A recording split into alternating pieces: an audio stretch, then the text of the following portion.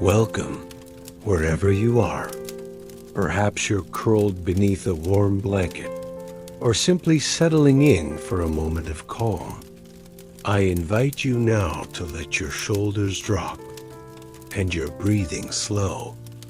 This is Myth and Legends for Sleep, and tonight we journey far, far back beyond memory, beyond maps, beyond the reach of even the oldest surviving scroll. An island said to have brimmed with advanced technology, noble citizens, and gleaming towers, until one day it vanished to a place not listed in any modern atlas, a place whispered about for centuries, said to lie beneath the ocean's silent depths. Tonight, we begin our descent into the murky waters of Atlantis, the lost empire of impossible grandeur, swallowed whole as the legends go in a single day and night of misfortune. We'll then drift into the everyday rhythms of those who may have inspired them. You might consider subscribing. We'll trace the birth of the myth, sift through the sands of alleged evidence, and finally, we will surface asking, what is truth? And what is simply the dream of a world that never was? But was there ever such a place? Over the next hour, we will gently unravel the myth of Atlantis, beginning with the stories themselves. If you enjoy long, quiet journeys through history, it helps us keep the stories coming, and you'll always have something calm to drift off to. A simple like also helps this quiet little channel reach others who might be searching for rest. So now, breathe in and let it out slowly. Let's begin.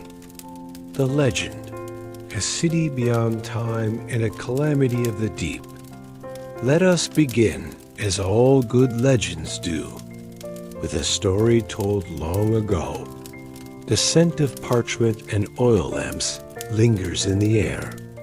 Plato, his voice calm and deliberate, shares a tale that was already ancient in his own time.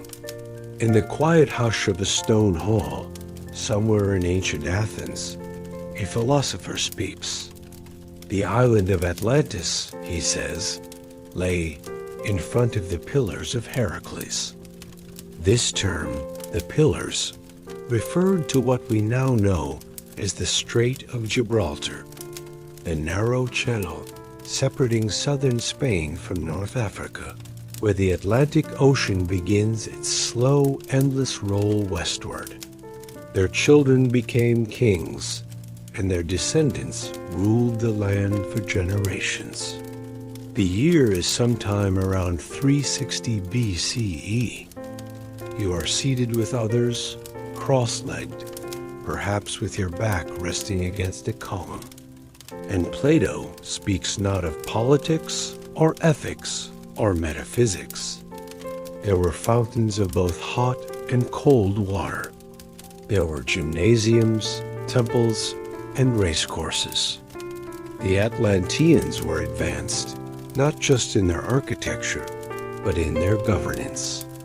They had laws carved into obelisks, courts of justice, and an organized army and navy, but of a place lost to time. They sought to dominate not just the sea, but the lands beyond, reaching as far as Egypt and Greece. Atlantis. It was not merely an island, but an empire, with influence stretching across lands and seas, its ships braving the great ocean beyond. Their virtue began to decay. Where once there had been moderation and harmony, there grew ambition, arrogance, and cruelty. Imagine it now, in your mind's eye, 3 enormous concentric rings of land, separated by canals of seawater. From above, it might have looked like a celestial symbol, an elegant labyrinth of stone and water, glittering in the sun. Let the rhythm of the waves wash through your thoughts. In his dialogues to Timaeus and Critias, Plato describes a civilization of staggering beauty and power. Beyond that point, far out into the waves, there was once an island, larger than Libya and Asia combined, Plato claimed. The second ring held markets and homes, and the innermost ring reserved for royalty was where the great temple to Poseidon rose high, its walls clad in gleaming metals and precious stone. It was said to shimmer with orichalcum, a metal now lost to history. In the Middle Ages, it slipped into silence, overtaken by other myths.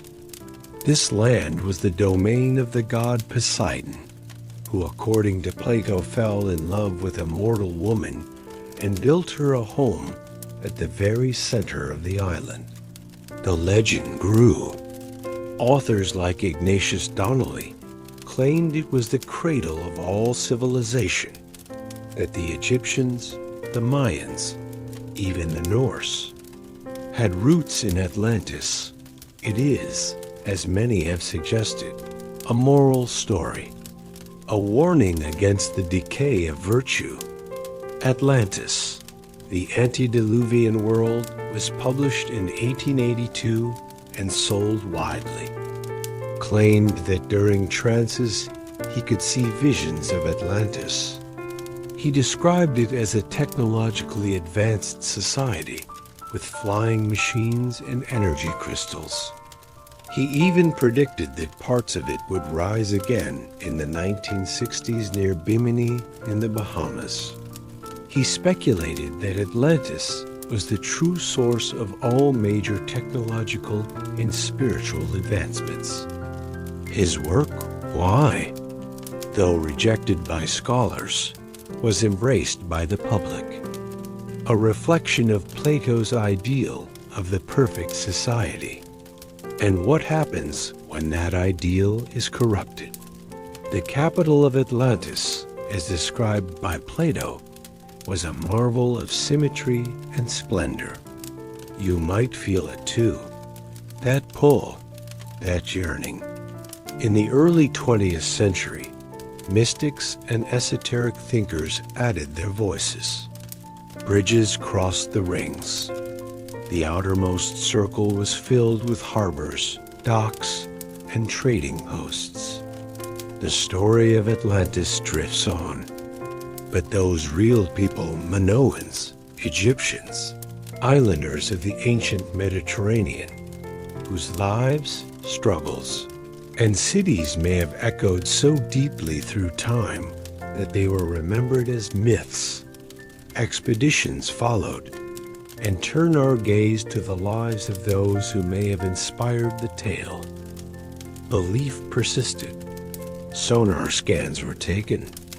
In the time of Atlantis, strange formations beneath the sea were declared to be Atlantean ruins, though scientists later explained them as natural geological features.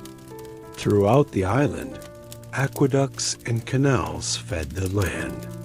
They were said to be wise, disciplined, and prosperous. And yet, when the world grows quiet, such thoughts linger. It changes with the times. To some, Atlantis is a utopia, a peaceful, enlightened civilization. To others, it is a cautionary tale about arrogance and collapse. And to some, it is a mystery one just out of reach, but never quite gone. Atlantis finds its way into books, documentaries, films, and internet forums. It has been located everywhere from Antarctica to Indonesia. Some claim it was in the Sahara, others deep beneath the Arctic ice, lost. A golden age that slipped away, and the fear that, like Atlantis, we too could fall, our achievements buried, our cities drowned. Over time, according to Plato, the purity of the Atlantean bloodline was diluted. Writers and mapmakers speculated that it might lie west of the Azores, or somewhere in the Caribbean. The age of exploration was fertile ground for such stories. In Plato's words, they began to appear base and to lose the fairest of their precious gifts. They became conquerors. It was then, Plato says, that the gods intervened, whether as punishment for hubris or as a cosmic rebalancing. Disaster struck. In a single terrible day and night, earthquakes and floods overwhelmed Atlantis. The island sank beneath the waves, and all who lived there were lost. Now, let us pause for a moment. Take a slow breath, because already, in this first telling, the legend offers something deeper. It is not merely a tale of a sunken city, but whether you take it as metaphor or memory, the legend did not end with Plato. For over 2,000 years, it has echoed quietly at times, and other times, thunderously in the human imagination. During the Roman era, writers mentioned it occasionally, though with skepticism. But then, during the Renaissance, the whispers grew louder once more. As European explorers pushed into unknown oceans, the mystery of Atlantis gained new life. And so, by the 19th century, Atlantis had become a subject of fascination and obsession. Donnelly's book, then, Edgar Cayce, an American mystic known as the Sleeping Prophet. Many believed him. Still, to this day, the story adapts. You might wonder, why does this particular legend hold such power over us? Perhaps it is because Atlantis speaks to both our dreams and our fears. The dream of a perfect society in the stillness of night. Now, if you were to walk along a dark shoreline, with the sea stretching endlessly before you, and listen to the waves lapping gently at your feet, the sense that something vast and ancient waits beneath as the sea continues to roll and sigh.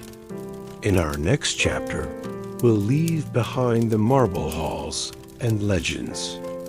Not Atlanteans themselves, for they remain only in story. Imagine yourself living then under sun-warmed stone, beside water channels fed by mountain springs. Let us drift there now. Let us imagine what life would be like in the time of Atlantis. Segment 2. What life would be like if you lived in the time and place of the legend. Let's imagine you are waking up, not in a house of wood and drywall, but in a sun-bathed home of plaster and volcanic stone. The scent of olive oil and morning bread lingers in the breeze, drifting through the open arch of your window. Outside, the distant bleat of goats carries on the wind, along with the low rustle of fig leaves in the garden.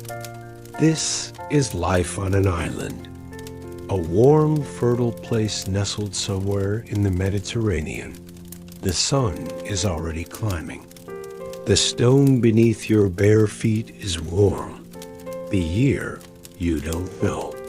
For calendars are not yet rigid. Life is counted in seasons, in harvests, in the slow cycles of planting, and gathering, rain and sun, tide and fire. Whitewashed walls are painted in vibrant reds, ocean blues, soft yellows. In some houses, the walls bear fresco scenes of leaping dolphins, robed dancers, and barefooted acrobats vaulting bulls in mid-air.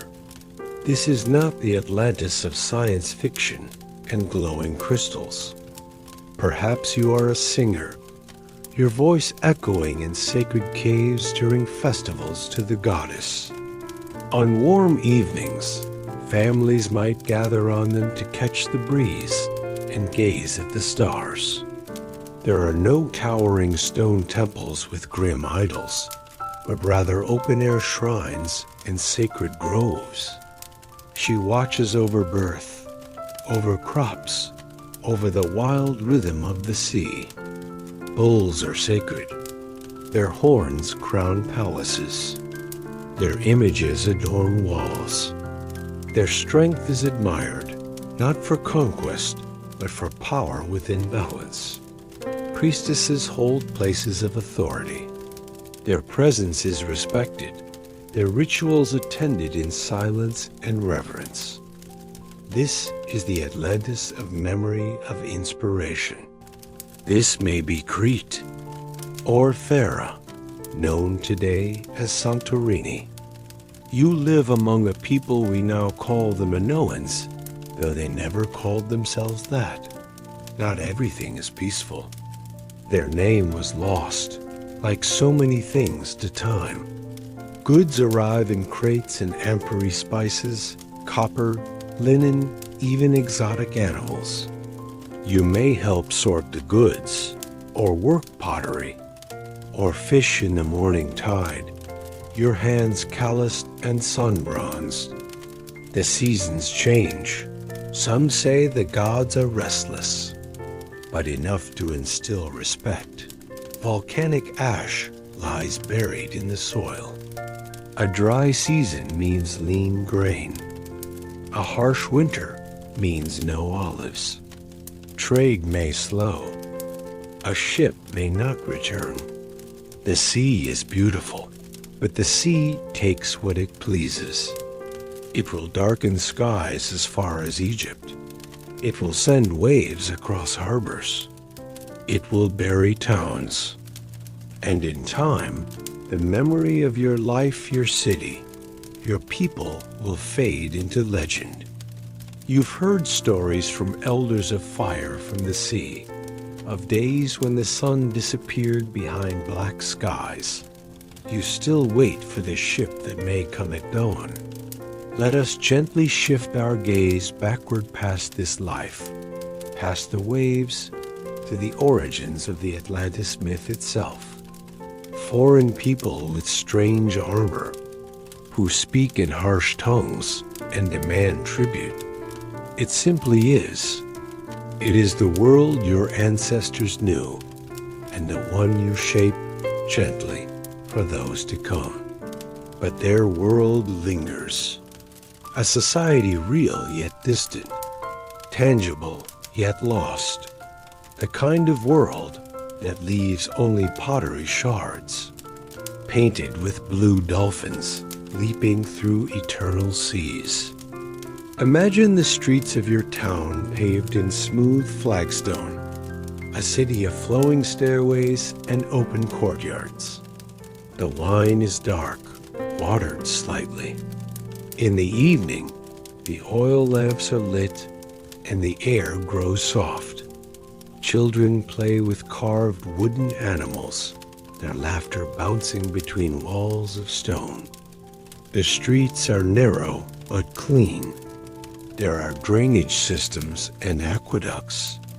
The buildings rise in tiers, their rooftops flat and accessible. Water is precious, but not scarce. There are public fountains and perhaps even flushing toilets, an advanced innovation for the Bronze Age.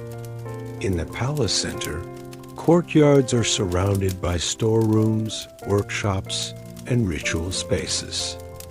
Trade is the heartbeat of this society.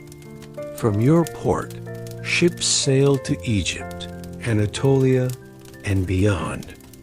Perhaps you belong to a family that paints delicate vases with curling spirals of octopus tentacles or lotus blossoms. Religion here is woven into the fabric of life. Your people revere the natural world, mountains, animals, fertility, and the seasons. The goddess, always the goddess, is seen in flowing robes, her bare chest a symbol of life and continuity. And yet, to live in the Bronze Age is to live with uncertainty. There are whispers of earthquakes. Sometimes the earth groans beneath your feet. Not often, food can be abundant, but it can also fail. And far across the horizon, you've heard of others. Still, the rhythm of your days remains steady. You rise at dawn. You work. You share meals beneath the shade. The bread is coarse, but warm. You don't think of your world as advanced or primitive. And perhaps, sometimes, as you stand on the cliffs above the sea, watching the sun melt into the blue, you wonder how long it will last. Because even now, you've heard the priests murmur of imbalance, of trade faltering, of storms growing strange. The sea levels rise, if only slightly, and then, one day, the shaking begins.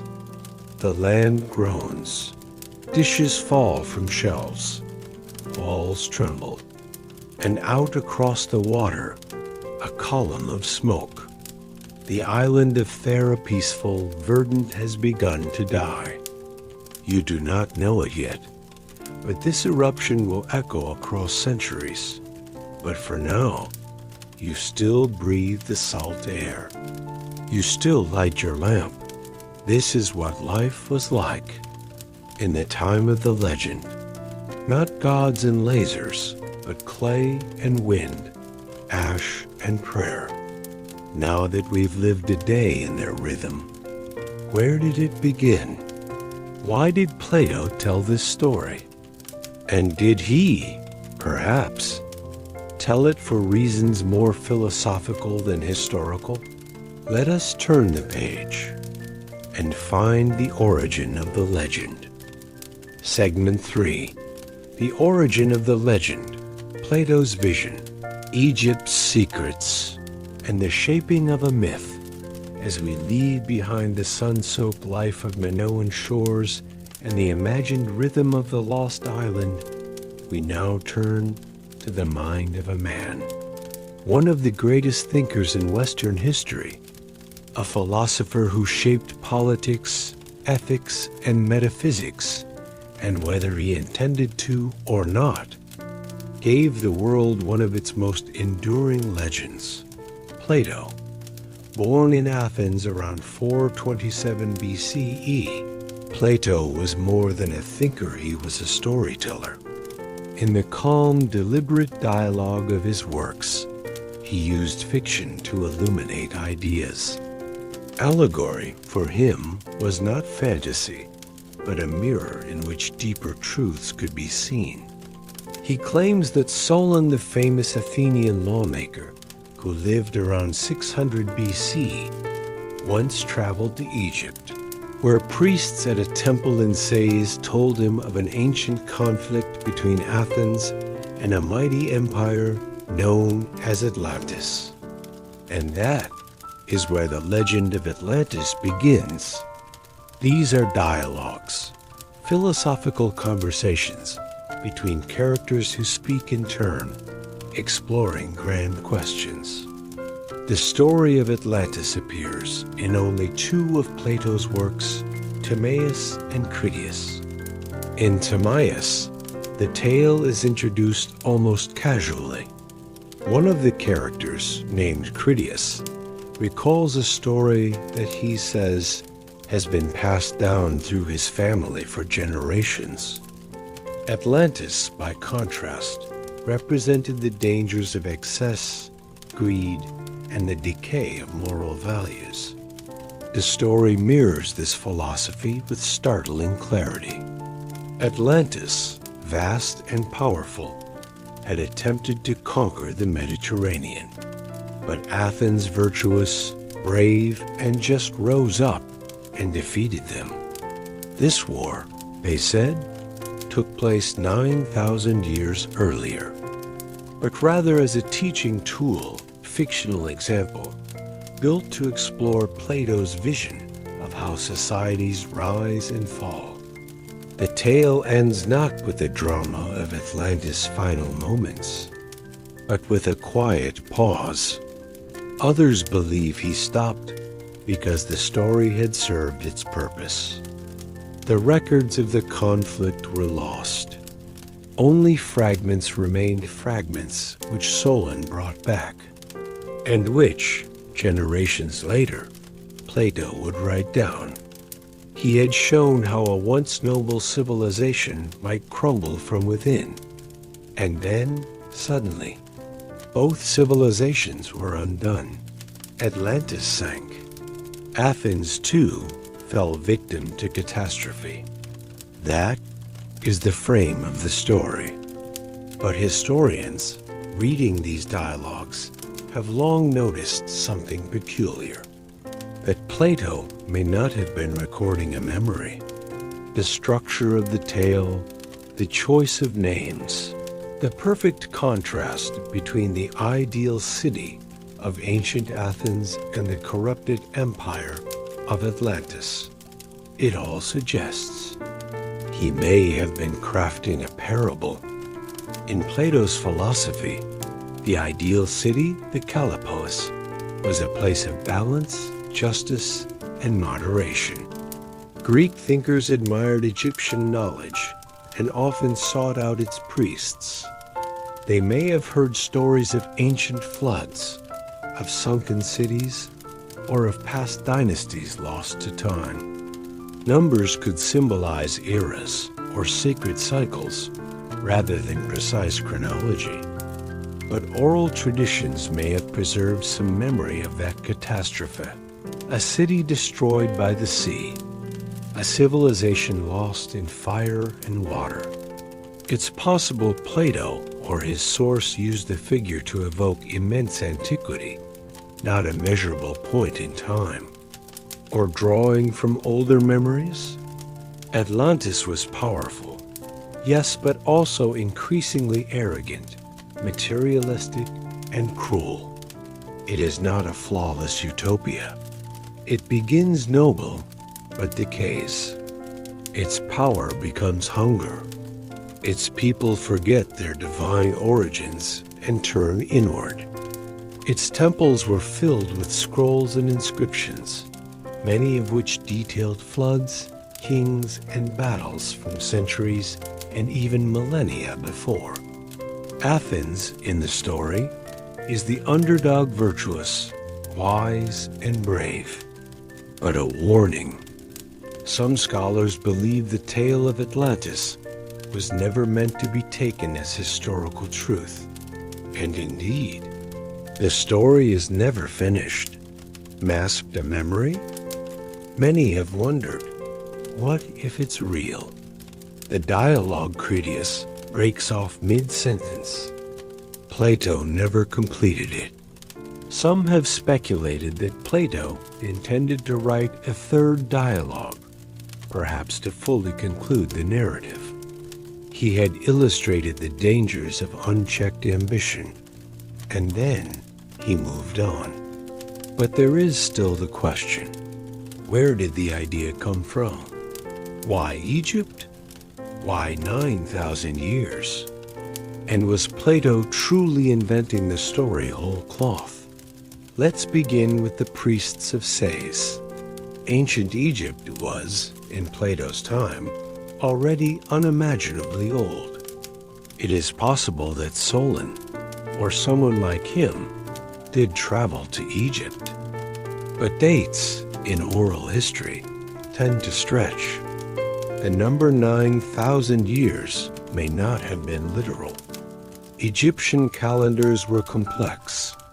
Then there is modern-day Santorini.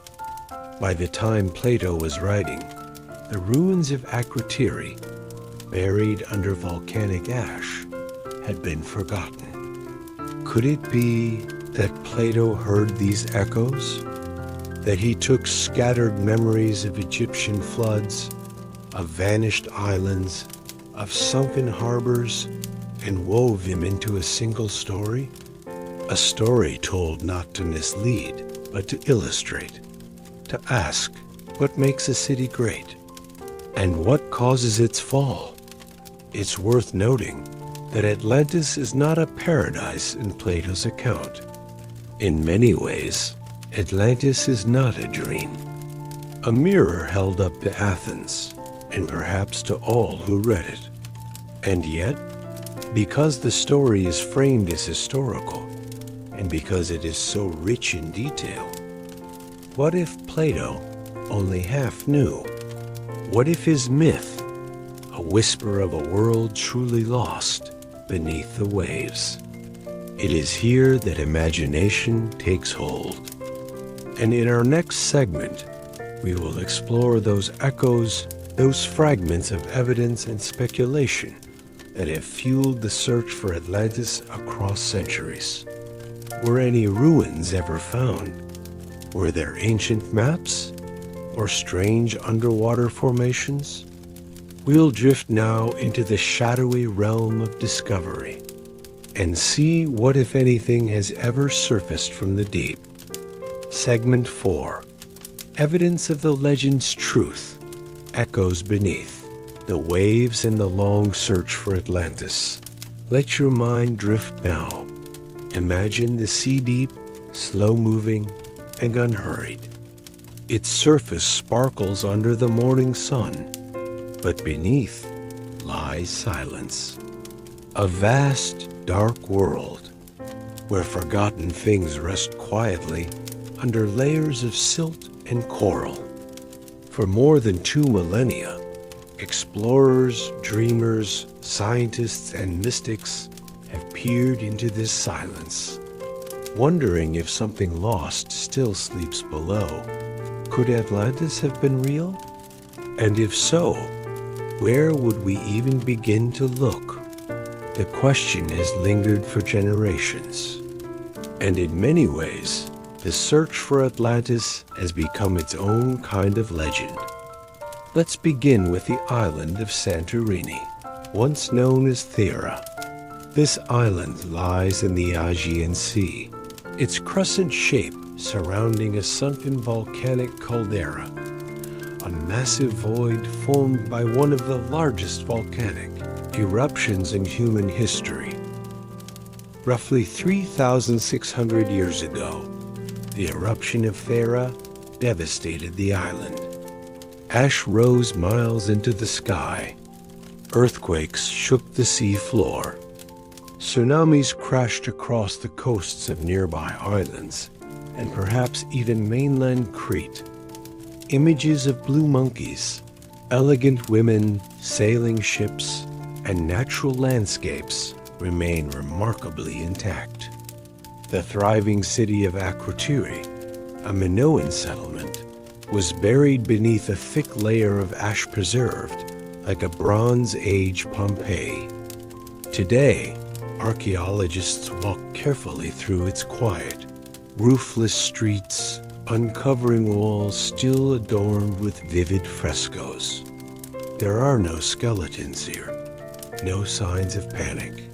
It seems the people of Akrotiri fled before the eruption, a small mercy amid destruction.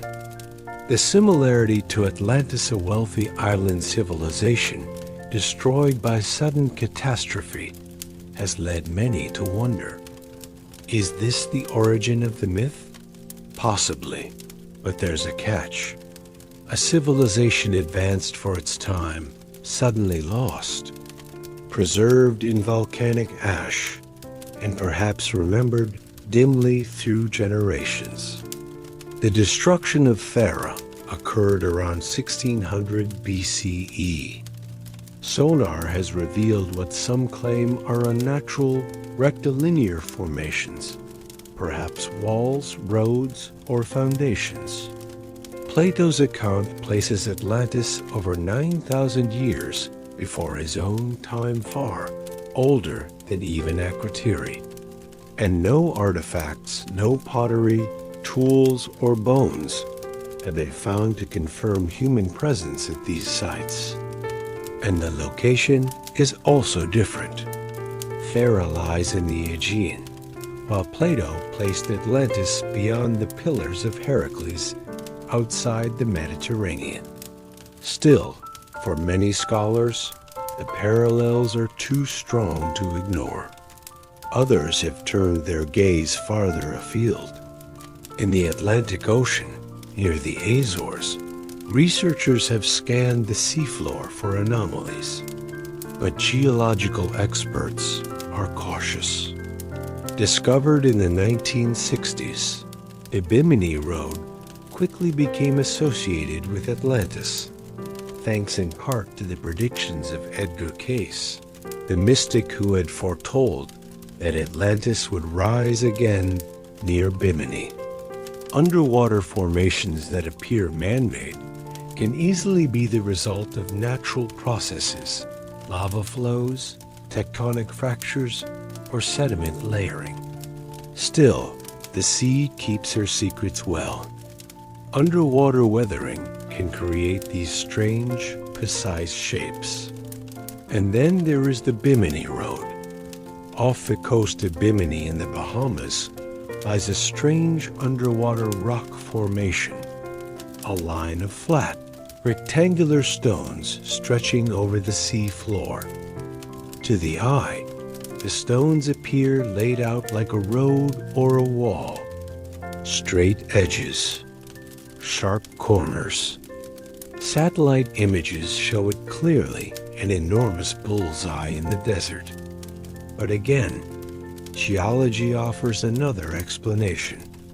But diving there is difficult, and no formal excavation has ever confirmed human activity. These are within the range of the Pillars of Heracles, and match some interpretations of Plato's geography. Most scientists believe the Bimini Road is a natural formation, created by the erosion and fracturing of beach rock over time. Still, some remain unconvinced. Across the world, dozens of supposed Atlantis candidates have emerged. And then, as sea levels rose, the land disappeared beneath the waves. The Richet structure in the Sahara, also known as the Eye of the Sahara, has captured attention for its massive, concentric rings. Could this once have been an island, now buried beneath sand? Unlikely, say most geologists. The structure is natural, a deeply eroded dome of rock, not an ancient city. But for some, the pattern is too striking to dismiss. Then there is Doggerland, a submerged landmass that once connected Britain to mainland Europe.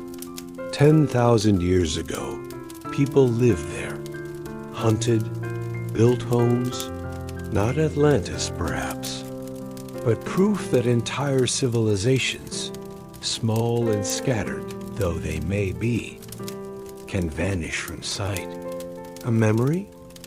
A myth? In Cuba, sonar scans have hinted at stone formations far beneath the surface, where truth, as always, lies gently nestled among questions. In Andalusia, Spain, researchers have found ancient ruins near marshland structures that some believe could be remnants of the sunken city. Still, no definitive proof. And so, we return again and again to fragments, stones beneath the sea, maps with odd markings, ancient texts that mention a great island lost, but none quite conclusive. And yet, that may be the very point. Atlantis lives in the space between evidence and imagination, between broken memory and wishful thinking. It is a dream we keep chasing, not because we expect to find it, but because the act of searching brings us closer to something else, to mystery, to meaning, to the quiet realization that history is full of gaps, And the ocean calm, though it seems holds more than we will ever know.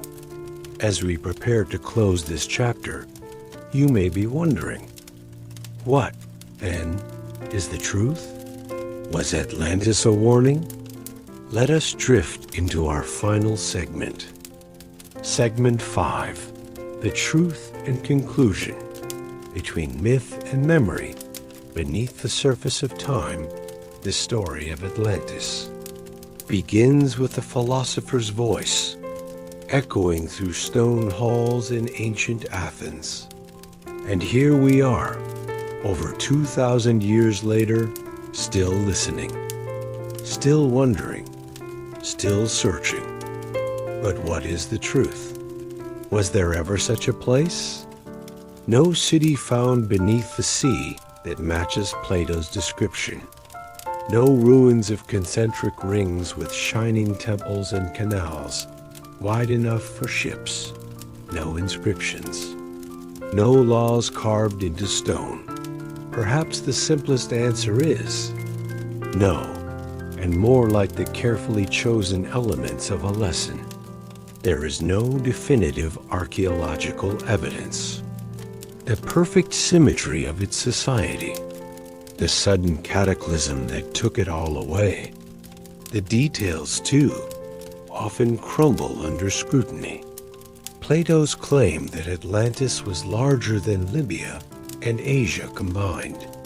Its impossibly ancient date of 9,000 years before his time. These feel less like historical reporting. A story with a moral.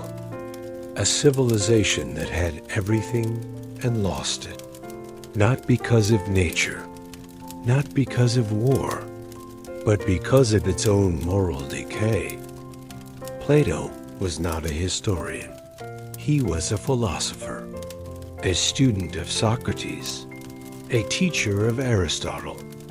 And for him, stories were vessels not for facts, but for truth. Not the truth of what happened, but the truth of what could happen if a society turned away from virtue. In this way, Atlantis may never have been a real place at all. Lost places full of meaning, just out of reach. We've discovered that entire cultures can vanish from memory. That myths sometimes grow from the faintest seed of reality. There lingers a trauma of disaster, of a sea that took too much, of a golden time we think we once had and wish we could find again. The Epic of Gilgamesh, the story of Noah, the tale of Deucalion in Greek lore, to guard against arrogance, and to accept that some things, once lost, cannot be retrieved. Even in the absence of proof, the dream drifts on. Myths of destruction, of water rising, of lands lost. And yet, that may not be the end of the story. Because in the search for Atlantis, we've unearthed real ruins of Akrotiri, of forgotten cities in marshes, of islands swallowed slowly by rising tides. Flood stories, for example, exist in nearly every ancient culture. And perhaps deep in our species' memory, Atlantis is not alone in this. We long for El Dorado, for Camelot, for Shambhala. Why? Let your mind rest. Because such places offer something reality often withholds. Order, wisdom, beauty, and the bitter lesson that even the greatest cities fall. Perhaps that's why Atlantis endures. The city beneath the sea has said all it can say, because it reminds us to cherish what we have. And yet, may your dreams be filled with wonder, not of finding lost cities, but of listening to what they were always trying to tell us. We gently invite you to like this video and subscribe to our channel. there are many more journeys still to come. You may one day stand at a quiet beach, far from crowds, with the hush of waves at your feet, and wonder what else lies beneath. What has been buried not just by water, but by time? And would we even recognize it if it rose again? These are the questions we are left with, not the sharp edges of certainty, but the soft curves of possibility. Atlantis may not have existed as Plato described, but in many ways, it exists still, in our stories, in our hopes, in the long, slow turning of history's wheel. And perhaps that is its truest legacy. So now, the waves are calm. The voices of the past grow distant. Let the rhythm of time carry you gently forward. And as you drift toward sleep, thank you for joining us tonight on Boring History for Sleep. If this story brought you comfort or curiosity, for now, rest well and good night.